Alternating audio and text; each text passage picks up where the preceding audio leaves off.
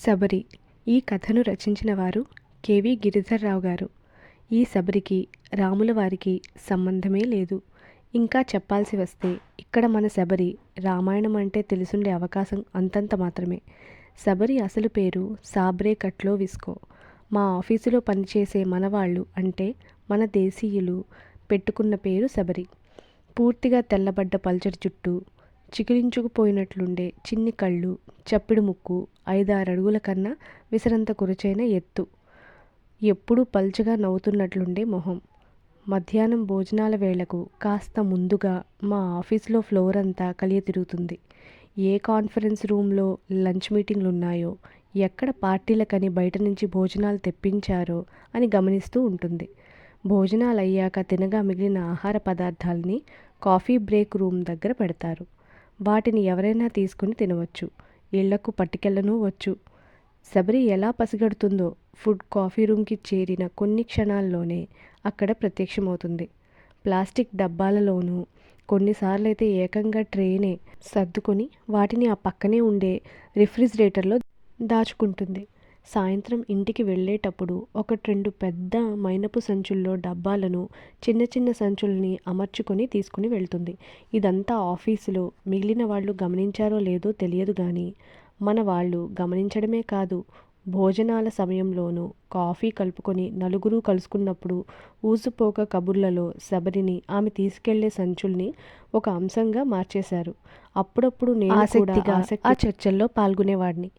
మన రాములవారి శబరికి, ఈ గున్న ఏనుగు శబరికి తేడా తెలుసా? ఆ శబరి ఆహారాన్ని రుచి చూసి మంచి మేలైన రుచికరమైన ఆహారాన్ని రాముడికి పెట్టిందట. ఈవిడ అందరూ తినగా మిగిలిన తిండిని తెగ తినేస్తోంది అని, వాళ్ళ ఇంట్లో అసలు స్టవ్వే లేదట అని, స్టవ్కి బదులుగా మరో 2 ఫ్రిడ్జ్లున్నాయట అని నవ్వుకునేవాళ్ళం. భాష తెలియకపోయినా మా హేళన మాటలు శబరి పసిగట్టే ఉంటుంది. భావాన్ని పట్టుకోవడానికి చాలా సందర్భాల్లో భాషతో పనుండదు కదా. రమేష్ మాత్రం మా అందరిలా శబరిని గూర్చి మాటల్లో ఉత్సాహం చూపించేవాడు కాదు. వాడు శబరి కూతురు జెన్నిఫర్ని పెళ్లి చేసుకుందామనుకున్నంతగా మనసుపడ్డాడు. జెన్నీ కూడా మా ఆఫీసులో పనిచేస్తుంది. చూడ్డానికి బాగుంటుంది. సోగ కళ్ళు, కాస్త పొడవైన ముక్కు, తల్లిలా కాకుండా సన్నగా నాజుగ్గా ఉంటుంది. కళగల మొహం, తల్లికిలాగా ఎత్తుపళ్ళు. ఎత్తుపళ్ళంటే మరీ ఎబ్బెట్టుగా ఉన్నంత ఎత్తు కాదు. ఎంత ఎత్తంటే నవ్వినప్పుడు తళుక్కుమని మెరిసిపోయి ఎదుట వాళ్లను కవ్వించి మురిపిస్తాయో అంత ఎత్తు. అటు తిరిగి ఇటు తిరిగి శబరి వైపు మా సంభాషణలు తిరగడానికి ఒక ప్రధాన కారణం జెన్నీనే. రమేష్ లాగా బయటకు చెప్పంగాని అందరం జెన్నీని ఆబరాగా చూసేవాళ్ళం. రమేష్ తప్ప మేమంతా పెళ్ళైన వాళ్ళం కదా, అందుకే కాస్త మర్యాదస్తుల్లా నటించేవాళ్ళం. జెన్నీని రమేష్ పెళ్లి చేసుకుంటే పెళ్లి భోజనాలు ఖర్చు ఉండదని, పైగా పెళ్ళైన తర్వాత రమేష్ మా అందరూ పప్పు, సాంబార్, క్యారెట్, క్యాబేజీలు కాకుండా రోజు కొత్త రకం వంటకాలను ఆస్వాదించవచ్చని అతన్ని ఆట పట్టించేవాళ్ళం. ఇక్కడ ఇప్పుడే పండగల సీజన్ మొదలవుతోంది. వచ్చే వారమే థ్యాంక్స్ గివింగ్. షాపింగ్ జోరుగా జరిగిన, తిండితో కూడా బాగా ముడిపడ్డ పండుగ. గలగలా తిరిగే గిన్నె కోళ్ళు డైనింగ్ టేబుళ్ల మీద మౌనంగా కూర్చొని ఆహారంగా మారే రోజు. ఇప్పుడు మొదలయ్యే పండగ హడావిడి కొత్త సంవత్సరానికి స్వాగతం పలికేదాకా కొనసాగుతుంది. ఆఫీసుల్లో విందు వినోదాలు మెండుగా జరుగుతాయి. అందరికీ ఎలా ఉన్నా శబరికి మాత్రం ఈ సీజన్ అంతా పండగే పండగ అనుకున్నాం. విందుల్లో మిగిలిన ఆహారం తీసుకుపోయి ఎన్ని వారాలు, ఎన్ని నెలలు కాలక్షేపం చేస్తుందో మరి అని అంచనాలు వేసుకుంటూ పందెలు కాసుకునేవాళ్ళం. మాకు నచ్చిన పదార్థాలు మిగిలి ఉంటే మేము కూడా ఇళ్లకు పట్టుకెళ్లేవాళ్ళం. కానీ ఎక్కువసార్లు మాకంటే ముందు శబరే అక్కడ గిన్నెల్ని ఖాళీ చేస్తుంది. ఆ రోజు మధ్యాహ్నం నుంచి చినుకులు, ఆకాశమంతా మబ్బులు, సాయంత్రానికి వర్షం పెరుగుతుందన్న అంచనా. మేముండే కాలిఫోర్నియాలో చలికాలం. 4:30-5 కల్లా చీకటి పడిపోతుంది. ముసురు పడితే మరి కాస్త ముందే. ఆఫీస్లో ఫ్లోర్ అంతా దాదాపు ఖాళీగా ఉంది. అందరూ ఇళ్లకు పారిపోయారు. నాకు కాస్త పనుండి ఆలస్యమైంది. బయటకు వచ్చి చూస్తే మధ్యాహ్నపు తుప్పర కాస్త కుంభవృష్టిగా మారింది. ఇప్పుడు బయలుదేరితే ఎలాగూ ట్రాఫిక్లోనే కూర్చోవాలి. వానొస్తే ట్రాఫిక్ నెమ్మదిగా కదులుతుంది. దానికి తోడు ఎక్కడైనా యాక్సిడెంట్ జరిగితే వాహనాలు నత్తల కంటే నెమ్మదిస్తాయి. అలాగని ఒక్కడినే ఎంతసేపు ఆఫీస్లో కూర్చోవాలి? ఒక అరగంట కాలక్షేపం చేశాక మరీ ట్రాఫిక్ కదలకపోతే కాసేపు స్టార్బక్స్లో కూర్చొని వెళ్ళొచ్చని బ్యాగ్ పుచ్చుకొని బయలుదేరాను. తడుచుకుంటూ పార్కింగ్ లాట్లోకి వెళ్ళేసరికి శబరి 2 పెద్ద సంచులను నేలపై ఉంచి ఒక భుజానికి తన బ్యాగ్ను, మరో భుజానికి ల్యాప్టాప్ బ్యాగ్ను తగిలించుకొని నిల్చుని ఉంది. చూడనట్లు పలకరించకుండా వెళ్దామనుకున్నాను. కానీ తనే పలకరించింది. ఆవిడ కారు కదలడం లేదట. తప్పదన్నట్లు ఆమె కారు దగ్గరికి వెళ్ళి స్టార్ట్ చేయబోయాను. బ్యాటరీ సమస్య ఏమోనని నా దగ్గరున్న జంపర్ కేబుల్తో ప్రయత్నించాను. కారు స్టార్ట్ కాలేదు. అప్పటికే ఆమె సర్వీస్ వాళ్లకు ఫోన్ చేసిందట. ట్రాఫిక్లో రావటానికి చాలా టైం పడుతుందన్నారట. తన కూతురు కూడా ఊళ్ళో లేదట. తనేమో తొందరగా వెళ్ళాలట. కారణం నేలపైన ఉన్న సంచులే. పార్కింగ్ లాట్లో మా ఇద్దరివి కాక మరో 2 కార్లు మాత్రమే ఉన్నాయి. ఆమె ఇల్లు ఎక్కడో అడిగాను. మా ఇంటికి వెళ్లే దారిలోనే 10-15 నిమిషాలు ఎక్కువ పడుతుంది. అంత వర్షంలో ఆ సమయంలో ఆమెను అక్కడ ఒంటరిగా వదిలి వెళ్ళాలనిపించలేదు. ఇద్దరం నా కారులోనే బయలుదేరాం. నాకు చాలా కృతజ్ఞతలు చెప్పింది. ట్రాఫిక్ నేను అనుకున్న దానికంటే ఎక్కువగానే ఉంది.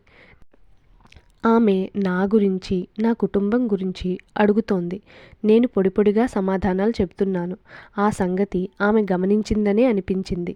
మీ దేశం వాళ్ళంతా మర్యాదస్తులు, కష్టపడి పనిచేసే తత్వం గలవాళ్ళు, బాగా చదువుకున్న వాళ్ళు, అనవసర విషయాల్లో జోక్యం చేసుకొని మీ దేశం వాళ్ళంటే నాకెంతో గౌరవం. చిన్న చిన్న పదాలతో పట్టి పట్టి మాట్లాడుతూ చెబుతోంది శబరి. ఆమె వైపు చూశాను. ఆవిడ కూడా నా వైపే చూస్తోంది. మొహంలో సిన్సియారిటీ గమనించాను. కాస్త ఆనందమేసింది.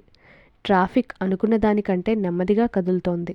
రోడ్డు పక్కనే కాస్త దూరంలో చీకట్లో మసకమసగ్గా కనిపించే చెట్లు ఉన్మాదపు గాలికి ఊగిపోతున్నాయి. అటువైపు ఆకాశమంతా చీకటి పరదాల వెనుక దాక్కున్నట్లుంది. నా కారు ముందున్న వాహనాల ఎర్రని బ్రేక్ లైట్ల కాంతి రోడ్ల మీద నిప్పులు పరిచినట్లుంది. మాకు ఎదురుగా పక్క లైన్లో వస్తున్న వాహనాల తెల్లటి కాంతి నివురుగప్పిన నిప్పుల త్రోవలా ఉంది. ఎరుపు తెలుపు కాంతుల మిశ్రమంలో తడిసిన రోడ్డు మెరిసిపోతుంది. పైనుంచి దూకుతున్న వర్షం ధారలు భూమిలోకి దిగబడేందుకు దూసుకొస్తున్న వెలుతురు కడ్డీల్లా ఉన్నాయి. ముందు అద్దాల మీద కదులుతున్న వైపర్ల శబ్దం, పైన పడుతున్న వర్షాల ధారల చప్పుళ్ళు వింటూ ఎంతసేపని కారులో మేమిద్దరం మౌనంగా మునుల్లా ఉంటాం. తన గురించి అడిగాను. ఎక్కడి నుంచి వచ్చింది, ఎప్పుడు వచ్చింది, కుటుంబం సంగతులేమిటి? నాదొక పెద్ద కథ అంటూ చెప్పడం మొదలుపెట్టింది. మధ్య మధ్య నా ప్రశ్నల్ని, మిగతా సంభాషణను పక్కన పెడితే శబరి మాటల్లో శబరి చెప్పిన శబరి కథ ఇది. దాదాపు 30 ఏళ్ల క్రితం నా పెళ్ళైన 6 నెలలలోపే నా భర్తతో దూర పాశ్చాత్య రష్యా నుంచి ఈ దేశానికి వచ్చాను. నా భర్త భవన నిర్మాణ పనుల్లో కూలీగా పనిచేసేవాడు. మా దేశం నుంచి వలస వచ్చిన మరో 2 కుటుంబాలతో కలిసి ఒక 2 గదుల అపార్ట్మెంట్లో అద్దెకు ఉండేవాళ్ళం. మాలో ఎవరికీ ఇంగ్లీష్ రాదు. భాష తెలియకపోవడం వల్ల పెద్దగా ఇబ్బంది పడింది లేదు. కాకపోతే అప్పుడు భాష తెలుసుంటే చాలా మేలు జరుగుండేదని ఇప్పుడు అనిపిస్తోంది. నా భర్త అలెక్స్తో 6 నెలలు బాగానే గడిచాయి. ఆ తర్వాత అతనికి తాగుడు ఎక్కువైంది. పనికి వెళ్ళడం తగ్గించాడు. ఇల్లు గడవడం కాస్త కష్టమైంది. ఒకే చోట ఉంటున్నప్పుడు పక్క వాళ్లతో పోల్చుకుంటాం కదా. మాతో ఉండే మిగిలిన వాళ్ళు ఉన్నంతలో ఒద్దిగ్గా మంచి మంచి బట్టలు వేసుకునేవాళ్ళు, మంచి ఆహారం తినేవాళ్ళు. నేను చిన్న చిన్న పనులకు వెళ్ళినా కొద్దిగా వచ్చేది. అంతలోనే జెన్నీ కడుపులో పడింది. ఖర్చులు ఇంకాస్త పెరిగాయి. అలెక్స్ తరచూ అసహనంగా కనిపించేవాడు. చీటికి మాటికి కోపగించుకునేవాడు. జెన్నీ పుట్టిన 6 నెలలకు చెప్పా పెట్టకుండా నన్ను, నా కూతుర్ని వదిలేసి ఎటో వెళ్ళిపోయాడు.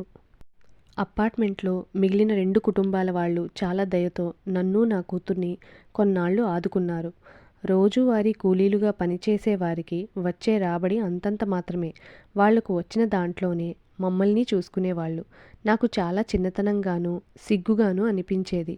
నేను ఎక్కడికైనా పనికి పోదామనుకుంటే జెన్నీ చాలా చిన్నపిల్ల. ఒక్కదాన్నే ఇంట్లో వదిలిపెట్టి వెళ్ళలేకపోయేదాన్ని. కొన్ని నెలలకు నా మీద దయ కాస్త కోరికగా మారడం, ఆ కోరిక మరిన్ని రంగులు పులుముకోవడం మొదలైంది. వయసులో ఉన్నా కదా. భార్యలకు తమ భర్తల ఉద్దేశాలు అర్థం కావడానికి ఎంతో సమయం పట్టదు. ఆడవాళ్లు నన్ను మళ్ళీ పెళ్లి చేసుకోమని సలహా ఇచ్చేవాళ్ళు. తరువాత ఒత్తిడి తెచ్చారు. వాళ్ళ మొగుళ్ళను కాపాడుకోవడానికి వాళ్లకు తోచిన సులువైన మార్గం నాకు పెళ్లి జరగడం అయ్యుండొచ్చు. నేను అప్పటికప్పుడు పెళ్ళంటే విముఖత చూపించకపోవడంతో నా దారి నన్ను చూసుకోమన్నారు. నా బ్రతుకు రోడ్డు మీదికొచ్చింది.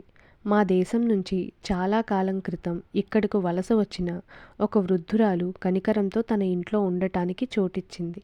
ఆవిడ బయటకెక్కడకూ వెళ్ళదు. భర్త 4 ఏళ్ల క్రితమే చనిపోయాడట. పిల్లలు ఎక్కడో దూరంగా ఉంటున్నారు. నీడ దొరికింది, మరి తిండి గుడ్డ?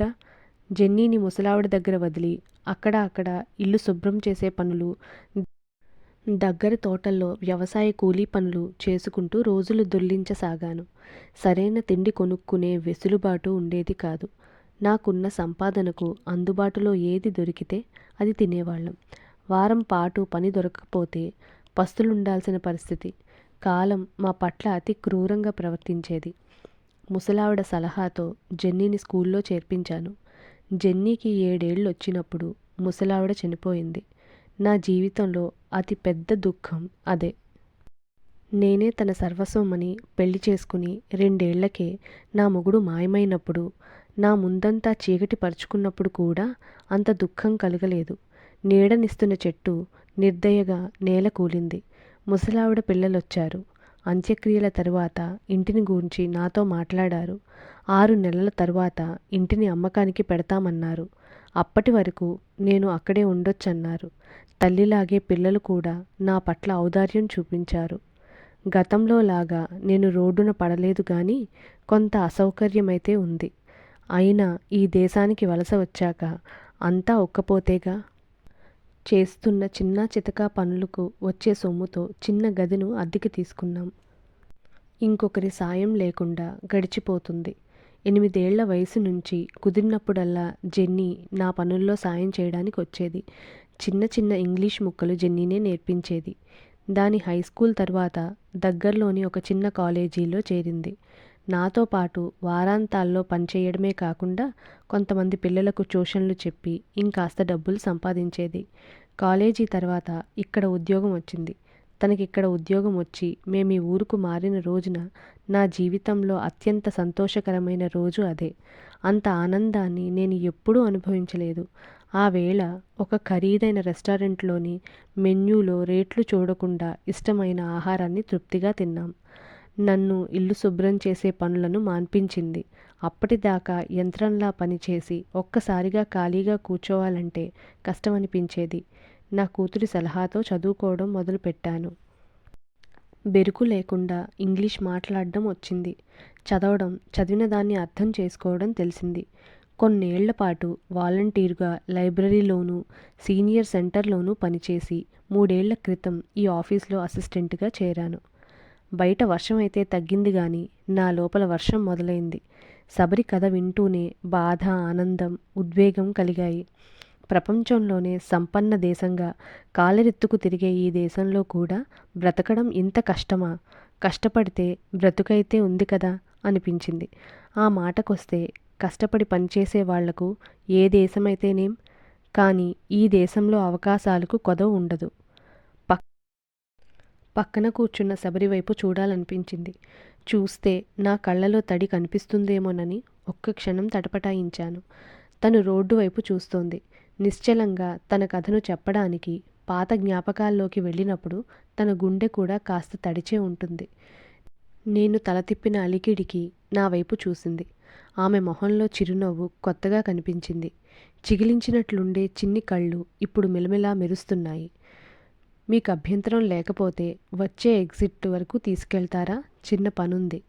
సారీ, మీకు లేట్ అవుతుందేమో అంది. పర్లేదు, నాకంత అర్జెంట్ పనులేమీ లేవు.